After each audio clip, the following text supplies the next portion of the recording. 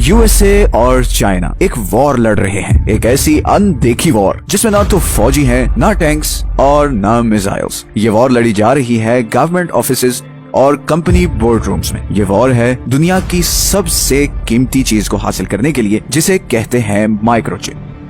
आपकी finger tip पे पूरी आने वाली इस चीज में एक ऐसा मैजिक है जिसकी वजह से पूरी दुनिया चल रही है। इस वक्त इंटरनेशनल जियोपॉलिटिक्स में इस चिप को लेकर एक हलचल मची हुई है और मैं चाहता हूँ कि आप लोग यूएसए और चाइना के बीच तनाव का रीजन समझें, बिकॉज इसका इम्पैक्ट हम सब की जिंदगियों पर पड़ने वाला है। आई एम नॉट श्योर कि आप लोग इस बात को जानते हैं कि नहीं, मगर हमारी ये मॉडर्न दुनिया और इसका सारा फ्यूचर इन माइक्रोचिप्स पर डिपेंडेंट है। हर इलेक्ट्रॉनिक चीज इस सेमीकंडक्टर या माइक्रोचिप से चलती है। दीवार पे लगी घड़ी से लेकर आपके रेफ्रिजरेटर, आपके टीवी, आपके माइक्रोवेव ओवन, आपके फोन, आपके लैपटॉप, हर चीज में ये छोटी सी चिप है। इवन के ये वीडियो भी आप इसी माइक्रोचिप की वजह से देख रहे हैं। और इन सबसे बढ़कर आपके सारे मिलिट्री हथियार जैसे कि रेडार, मिसाइल्स, जेट्स, हर चीज इन्हीं चिप्स पर डिपेंडेंट है। जिस कंट्री के पास भी इन माइक्रोचिप्स का कंट्रोल होगा, उसके हथियार और उसकी आर्मी दुनिया में सबसे पावरफुल और टेक्नोलॉजिकली एडवांस्ड होगी। 1950s में अमेरिका में हर तरफ कंप्यूटर्स की हाइप थी। इतनी लंबी लंबी तारों वाले ये बड़े बड़े कंप्यूटर्स कॉम्प्लेक्स प्रॉब्लम सॉल्व कर रहे थे, मगर ये बहुत स्लो थे और साइज इतना बड़ा था कि एक कंप्यूटर के लिए एक पूरा कमरा चाहिए होता था। फिर 1959 में दो अमेरिकन इंजीनियर्स ने इन तारों के जाल वाले कंप्यूटर से जान छुड़ाने का फैसला किया। उस जमाने में ट्रांजिस्टर नया नया इन्वेंट हुआ था। ट्रांजिस्टर एक किस्म का ऑन एंड ऑफ स्विच है जिसके थ्रू आप इलेक्ट्रिसिटी का फ्लो कंट्रोल कर सकते हैं।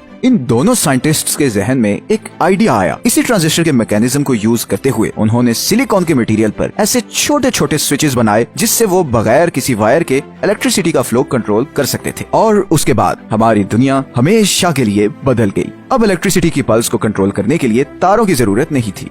Trillions of signals Chand seconds में एक से दूसरी जगह पहुंच रहे थे। इसी एक इन्वेंशन की वजह से हमारी दुनिया में टेक्नोलॉजिकल ट्रांसफॉर्मेशन शुरू हुई। ये कैलकुलेटर्स, छोटे साइज के कंप्यूटर्स, टीवी रिमोट, सब इस सिलिकॉन चिप की डिस्कवरी के बाद बनना शुरू हुए। 1960s में अमेरिका पूरी दुनिया में सबसे ज्यादा चिप्स बनाने वाला कंट्री बन चुका था। बड़े बड़े बिलियनियर्स माइक्रोचिप कंपनीज में पैसा इन्वेस्ट कर रहे थे। 1980s तक टेक्नोलॉजी इतनी एडवांस्ड हो चुकी थी कि सिर्फ एक चिप पर 3 लाख तक स्विचेस लगाए जा रहे थे और उसके नतीजे में हर इलेक्ट्रॉनिक चीज का साइज छोटा होता जा रहा था। पूरे कमरे में समाने वाला कंप्यूटर अब सिर्फ एक टेबल पर पूरा आ रहा था। बिल गेट्स, स्टीव जॉब्स इन्हीं चिप्स की वजह से दुनिया को बदल रहे थे। एक रेवोल्यूशन आ चुका था जिसने सिर्फ अमेरिका को ही नहीं बल्कि पूरी दुनिया को अपनी लपेट में ले लिया था। 7 समंदर पार जापान भी इस दौड़ में शामिल होने के लिए कूद पड़ा। जापानीज कंपनीज ने सस्ती कीमत पर हाई क्वालिटी माइक्रोचिप्स बनाकर अमेरिकन मार्केट में सप्लाई करना शुरू कर दी। अब जाहिर है अमेरिका ये कैसे बर्दाश्त कर सकता था, इसीलिए 1987 में अमेरिका ने जापानीज माइक्रोचिप्स पर 100% टैक्स लगा दिया, जिसकी वजह से जापानीज चिप इंडस्ट्री सिर्फ 6 महीनों में क्रैश कर गई। इसी दौरान एक और एशियन कंट्री इस सारी सिचुएशन को बड़े गौर से देख रहा था। ताइवान ने जापान और अमेरिका पर बड़ी कड़ी नजर रखी हुई थी और वो ये समझ चुका था कि माइक्रोचिप मार्केट में अगर सर्वाइव करना है तो उसे अमेरिकन कंपनी से कम्पीट नहीं करना बल्कि उनको सपोर्ट करना है। और यहीं पे इस कहानी में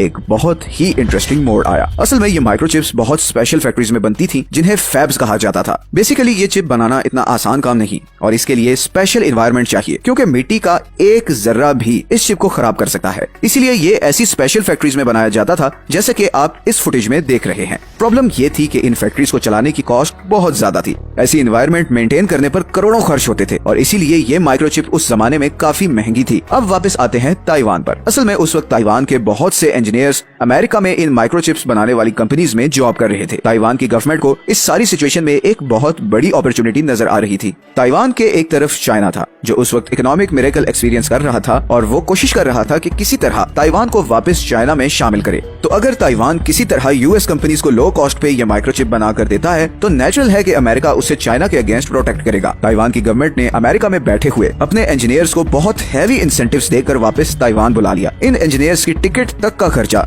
ताइवान की गवर्नमेंट ने दिया और उन्हें कंप्लीट टैक्स छूट दी गई ताकि वो ताइवान में माइक्रोचिप बनाने वाली कंपनी सेटअप करें। इन्हीं इंजीनियर्स में से एक मॉरिस चैंग था। मॉरिस ने क्योंकि खुद अमेरिकन माइक्रोचिप्स बनाने वाली कंपनीज में काम किया था तो वो जानता था कि इन कंपनीज का प्रॉब्लम क्या है। इन फैक्ट्रीज को चलाने की कॉस्ट बहुत ज्यादा थी और वो चाह रहे थे कि किसी तरह ये ऑपरेशनल कॉस्ट कम की जा सके। मॉरिस ने इसी का हल निकालने के लिए ये आइडिया दिया कि चिप्स का डिजाइन, सॉफ्टवेयर और मार्केटिंग अमेरिका में होगी, लेकिन उनकी मैन्युफैक्चरिंग ताइवान में होगी। इस तरह इन माइक्रोचिप्स की कॉस्ट को 50% तक कम किया जा सकेगा। इसी पर्पस को पूरा करने के लिए 1987 में Taiwan semiconductor manufacturing company TSMC के नाम से एक स्टेट ओन्ड कंपनी बनाई गई, जिसका काम था कि इन चिप्स को अमेरिकन कंपनीज की डिमांड पर मैन्युफैक्चर करना। सिर्फ 14 सालों में TSMC एक जायंट बन चुकी थी।